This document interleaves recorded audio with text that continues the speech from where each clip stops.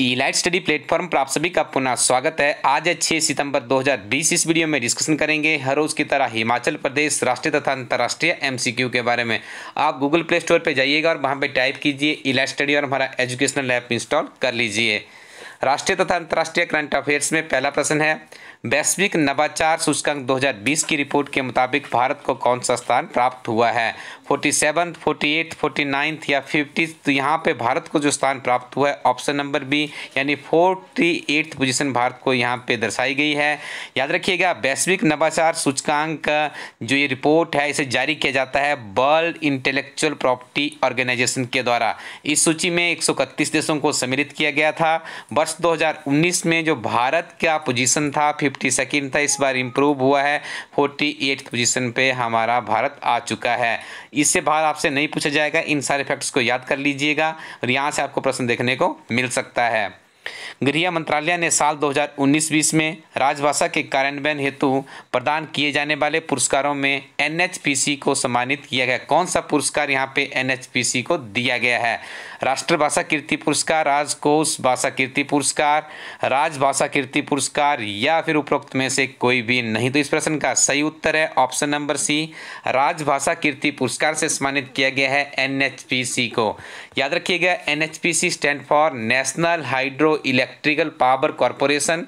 राजभाषा कीर्ति पुरस्कार भारत सरकार का सर्वोच्च पुरस्कार है और एनएचपीसी को यह पुरस्कार 9वीं बार प्राप्त हुआ है। ये सारे के सारे फैक्ट्स आपको बहुत इंपॉर्टेंट है, 9वीं बार ये पुरस्कार इन्हें प्राप्त हुआ है। रेलवे बोर्ड के 8 सदस्यों की जगह अब कितने सदस्य होंगे? तो इस प्रश्न का सही उत्तर है ऑप्शन नंबर ए, अब इसमें 5 सदस्य सम्मिलित किए गए हैं। This is one. यहाँ पे एक और फैक्ट मैं आपको बता रहा हूँ, ये फैक्ट भी बहुत इंपॉर्टेंट है। हाल ही में रेलवे बोर्ड ने CEO stand for chief executive officer के ऊपर जो अपॉइंटमेंट की है वो किसकी की है? विनोद कुमार यादव की है। इसको भी आपने याद रखना, ये पहले व्यक्ति है जिन्हें CEO के पद पर नियुक्ति प्रदान की गई है। विनोद कुमार यादव इनका नाम है। प्रेस ट्रस्ट ऑफ इंडिया के नए अध्यक्ष किसे बनाया गया है? अमित जाकर, अबिकर सिंह, जयचंद या अबिक सरकार? तो इस प्रश्न का सही उत्तर है option number D, press trust of India का जो नए अध्यक्ष बनाया गया इनका नाम है अबिक सरकार। पहले यहाँ पे 22 प्रेसिडेंट की पोस्ट थी इनके पास, अब इन्हें इसका क्या कर दिया गया है, अब इनका प्रेसिडेंट इन्हें बना दिया गया है। याद रखिएगा, PTI stand for press trust of India की जो स्थापना हुई है 27 अगस्त 1947 को हुई और इसका मुख्यालय कहाँ पर है? दिल्ली में है। रक्षा मंत्री राजनाथ सिंह ने सशस्त्र बल मुख्यालय सिविल सेवा कैडर के प्रभावी उपयोग की समीक्षा करने के लिए किसकी अध्यक्षता में 3 सदस्यीय समिति के गठन करने की मंजूरी प्रदान की गई है? तो आपने पहचानना है यहाँ पे इन 4 ऑप्शनों में से उनका नाम क्या है। सेवानिवृत्त लेफ्टिनेंट है जनरल सेख्तकर या फिर कासिम सुलेमानी, राजेंद्र प्रसाद या मुकेश सिन्हा? तो इस प्रश्न का सही उत्तर है ऑप्शन नंबर ए यानी रिटायर्ड लेफ्टिनेंट जनरल है सेख्तकर। तो इन्हें अभी इसकी जिम्मेदारी सौंपी गई है। Next one, the big thoughts of little love पुस्तक के लेखक कौन है? महेश भट्ट, चेतन भगत, करण जौहर या Zoya Akhtar? The right answer is option number C, Karan Johar के द्वारा इस पुस्तक को लिखा गया है। 5 सितंबर को भारत में राष्ट्रीय शिक्षक दिवस किसकी स्मृति में मनाया जाता है? भारत के प्रथम राष्ट्रपति डॉक्टर राजेंद्र प्रसाद के जन्म दिवस पर, भारत के प्रथम प्रधानमंत्री पंडित जवाहरलाल नेहरू के जन्म दिवस पर, भारत की पहली महिला राज्यपाल सरोजिनी नायडू के जन्म दिवस पर या फिर भारत के पहले उपराष्ट्रपति तथा दूसरे राष्ट्रपति भारत रत्न विजेता डॉक्टर सर्वपल्ली राधाकृष्णन के जन्म दिवस पर? तो इस प्रश्न का सही उत्तर है ऑप्शन नंबर डी, यानी जो टीचर डे बनाया जाता है भारत के यहाँ पे नेशनल टीचर डे की बात की जा रही है। तो जो हमारे देश के एक महान विभूति थे जिनका नाम है डॉक्टर सर्वपल्ली राधाकृष्णन, ये भारत के पहले उपराष्ट्रपति तथा दूसरे राष्ट्रपति बने थे। 1954 में इन्हें भारत रत्न से भी सम्मानित किया गया था। तो इन्हीं के जन्म दिवस को हमारे भारत में राष्ट्रीय शिक्षक दिवस के रूप में मनाया जाता है। और याद रखिएगा 5 अक्टूबर को अंतर्राष्ट्रीय शिक्षक दिवस मनाया जाता है। 5 सितंबर 1962 से शिक्षक दिवस मनाने की परंपरा शुरू हुई थी और डॉक्टर सर्वपल्ली राधाकृष्णन को 1954 में भारत रत्न दिया गया था। आप लोग मुझे बताइएगा, इनके साथ में 2 और लोगों को भारत रत्न दिया गया था, उनके नाम क्या है ये आपने कमेंट सेक्शन में बताने हैं। याद रखिएगा वर्ष 1962 से 1967 तक डॉक्टर राधाकृष्णन भारत के दूसरे राष्ट्रपति के रूप में कार्यरत थे। भारतीय दर्शन पुस्तक के लेखक कौन है? डॉक्टर सर्वपल्ली राधाकृष्णन, महात्मा गांधी, डॉक्टर राजेंद्र प्रसाद या Raja Ram Mohan Roy. The right answer is here option number A, doctor Sarvepalli Radhakrishnan के द्वारा इस किताब को लिखा गया है। डॉक्टर सर्वपल्ली राधाकृष्णन का जन्म कब हुआ था आपसे भी पूछा जा सकता है, तो याद रखिएगा 8 सितंबर, माफी चाहते हैं 8 नहीं 5 सितंबर। ऑप्शन नंबर 20 प्रश्न का सही उत्तर है 5 सितंबर 1818 में तमिलनाडु के तिरुतनी गांव में हुआ था। ये चीज़ें भी आपको याद रखनी है, इस लाइन को आप अच्छे से याद कर लीजिएगा, एक बार रिवाइज भी इसको कर लीजिएगा।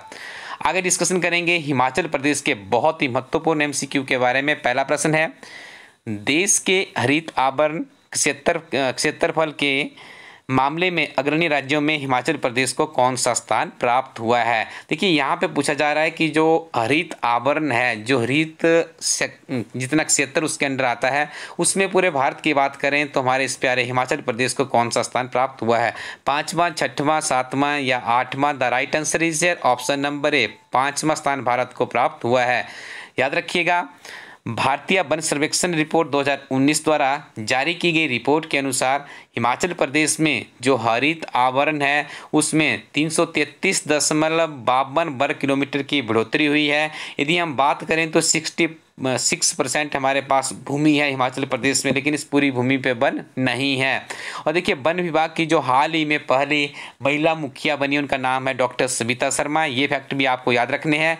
और आपसे ये भी पूछा जा सकता है कि 2017 से लेकर 2019 तक का जो फॉरेस्ट सर्वे हो उसके अकॉर्डिंग टू हिमाचल प्रदेश में कितना वन क्षेत्र में वृद्धि दर्ज हुई। तो आप इस प्रश्न की जगह पे आपको देखने को वहाँ पे ऑप्शनों में 334 वर्ग किलोमीटर भी मिल सकता है, तो आप इसको 334 भी मान के चल सकते हो।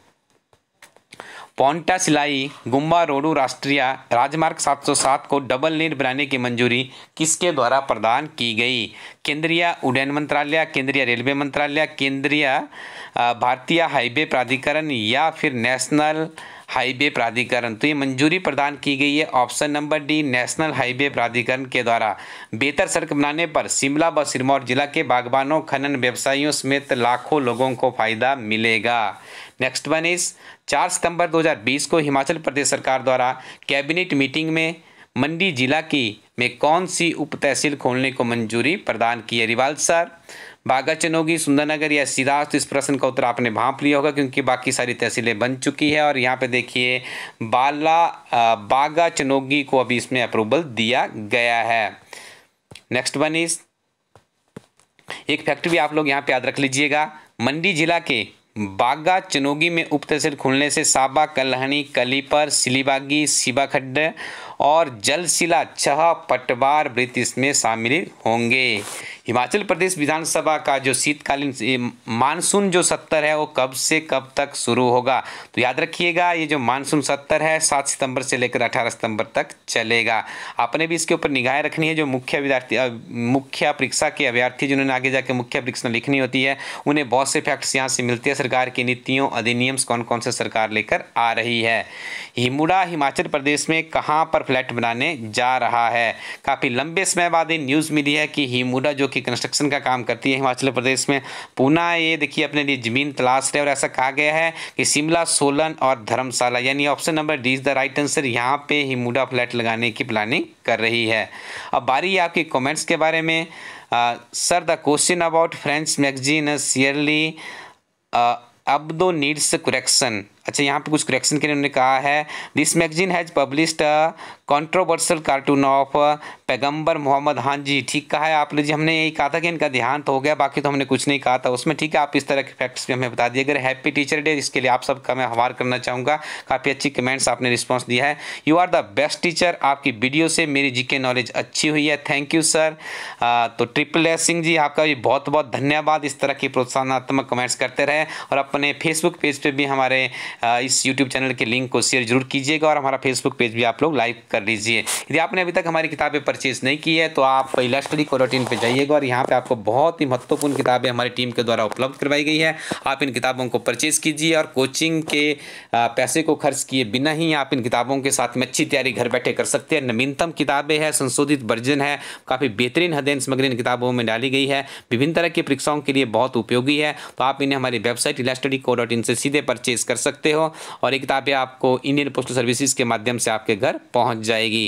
हमारी किताबें प्रकाश एंटरप्राइजेस मंडी और यहाँ पे दर्शाया गया विभिन्न तरह के डीलरों के माध्यम से भी आप प्राप्त कर सकते हो। चंबा में भी शक्ति जनरल स्टोर है, यहाँ पर हमारी किताबें उपलब्ध हो चुकी है। तो आप इन डीलरों से फ़ोन कर लीजिएगा, स्टॉक काफ़ी लिमिटेड रहता है हमारे इन डीलरों के पास, आप इनसे फ़ोन करके पूछ लीजिएगा। यदि इनके पास अवेलेबल होगी तो आप यहाँ से परचेज कर सकते हैं, इनके पास नहीं होगी तो आप हमारी वेबसाइट ilatstudy.in से सीधा ऑर्डर कर सकते हो। Thank you very much, keep watching Elite study YouTube channel.